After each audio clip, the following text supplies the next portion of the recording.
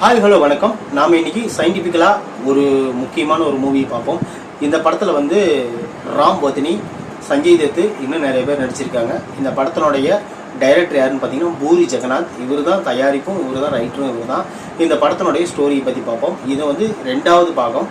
இந்த படத்தினோட நேம் வந்து டபுள் ஐ ஸ்மார்ட். இந்த படத்தினுடைய ஸ்டோரி பார்க்குறதுக்கு முன்னாடி நம்ம சேனலை நீங்கள் லைக் பண்ணிடுங்க, கமெண்ட் பண்ணுங்கள், ஷேர் பண்ணுங்கள், சப்ஸ்கிரைப் பண்ணுங்கள். இந்த படத்தினுடைய ஸ்டோரி நான் சொல்கிறேன். இதை கேட்டுட்டு உங்களுக்கு பிடிச்சிருந்துச்சுன்னா கண்டிப்பாக இந்த படத்தை நீங்கள் பாருங்கள், உங்களுக்கும் பிடிக்க வாய்ப்பு இருக்குது. இந்த படத்தினுடைய ஸ்டோரி என்னென்னு பார்த்தீங்கன்னா, நம்ம சஞ்சய் தத் வந்து ஒரு பெரிய தாதா. அவர் என்ன பண்ணுறாருன்னா, அவர் வந்து பிக்பால், அவருடைய அந்த கேரக்டர் நேம். அவர் என்ன பண்ணுறாருன்னா, ஒரு பயங்கரமான தாதா. அவர் வந்து கடத்தல், போதைப்பொருள், இன்னும் நிறையா பிஸ்னஸ் பண்ணிகிட்ருக்காரு. அதன் மூலிமா குற்றவாளிகள் லிஸ்ட்டில் அவர் தான் முதலிடத்தில் இருக்கார். அவரை தேடுறதுக்கோசரம் போலீஸ் வந்து ரொம்ப கெடிபடியாக அவரை வாட்ச் பண்ணுறாங்க.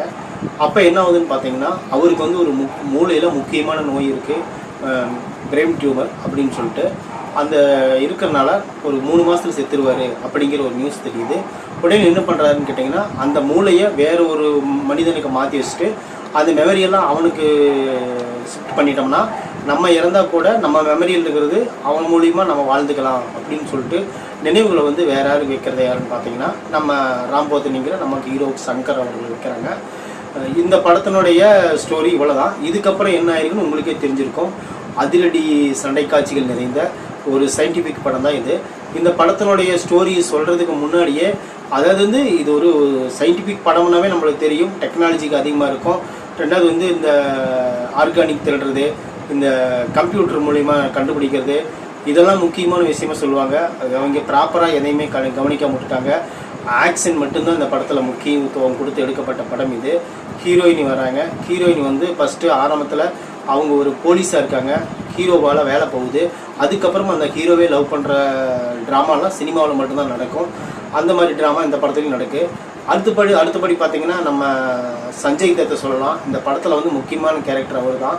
ஆனால் அவர் வந்து என்ன பண்ணுறாருன்னு பார்த்தீங்கன்னா, பெரிய தாதாவாக இருக்கார். தாதாவாக இருந்து இந்தியாவுக்குள்ளே வர்றாரு. இந்தியாவுக்குள்ளே வந்ததுக்கப்புறம் அவர் போலீஸை கண்டுபிடிக்கிறாங்க. அதுக்கப்புறம் அவர் என்ன பண்ணுறாரு அப்படிங்கிறது தான் அந்த படத்தோட ஸ்டோரி. அவருக்கும் அதிகமான இடம் கொடுத்துருந்தாலும் அவருக்கு உண்டான இன்னும் நல்லா ஸ்ட்ராங்காக கொடுத்துருக்கலாம் அப்படிங்கிறது என்னுடைய கருத்து கணிப்பாக இருக்குது. இப்போ பார்த்தீங்கன்னா கேஜிஎஃப்ல கூட 2 கூட அவர் நல்லா நடிச்சிருப்பார். அந்த மாதிரி ஒரு கெத்தான கேரக்டர் கொடுத்துட்டு கொஞ்சம் சிம்பிளாக முடிச்சிட்டாங்களோ அப்படிங்கிற மாதிரி தெரிஞ்சுது. ராம் போத்தினி அவர் வந்து ஆக்ஷன் ஹீரோ, உங்களுக்கு எல்லாத்துக்குமே தெரியும். அவர் வந்து என்ன பண்ணுறாருன்னு பார்த்தீங்கன்னா, அவர் வந்து ஒரு கொள்ளை கும்பல் தலைவராக இருக்கார். அம்மாவை சின்ன வயசுலேயே கொன்றதுனால அந்த அம்மாவை கொண்டவங்களை பழி வாங்கணும்னு நினைக்கும் போது இவர் மூளையில் வந்து அந்த பிரெயின் மெமரியை வந்து செலுத்திடுவாங்க. அதனால் இவர் என்ன பண்ணுறாருன்னு பார்த்தீங்கன்னா, அதாவது தலை இப்படி ஆட்டினார்னா அவர் சங்கராக இருக்காருன்னு அர்த்தம், இப்படி ஆட்டினார்னா அவர் பிக்பாலாக மாறிட்டாருன்னு அர்த்தம். இப்படி வந்து மக்களை போட்டு குழப்பி அவர் என்னவா இருக்காருன்னு சொல்லி நம்ம கண்டுபிடிச்சி, நீ என்னவா இருந்தால் என்னப்பா, எங்களுக்கு படத்தை சீக்கிரம் முடிச்சா போதும் அப்படிங்கிற மாதிரி சூழ்நிலை கொண்டாந்துடுறாங்க. ஒரு 4 பாட்டு இருக்குது. 4 பாட்டுமே கிளாமர் சாங் தான்.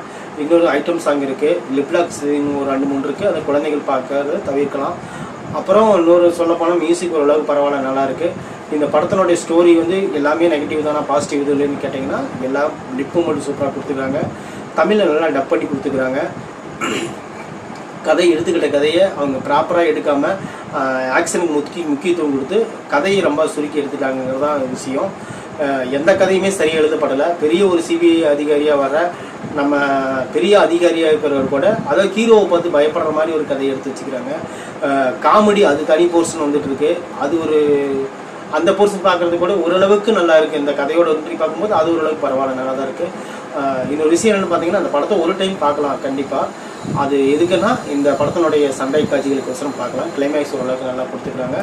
உங்களுக்கு டைம் கிடைச்சா கண்டிப்பாக இந்த படத்தை ஒரு டைம் நீங்கள் பார்க்க முடிஞ்சால் பாருங்கள், இல்லை தேவைன்னா விட்டுருங்க.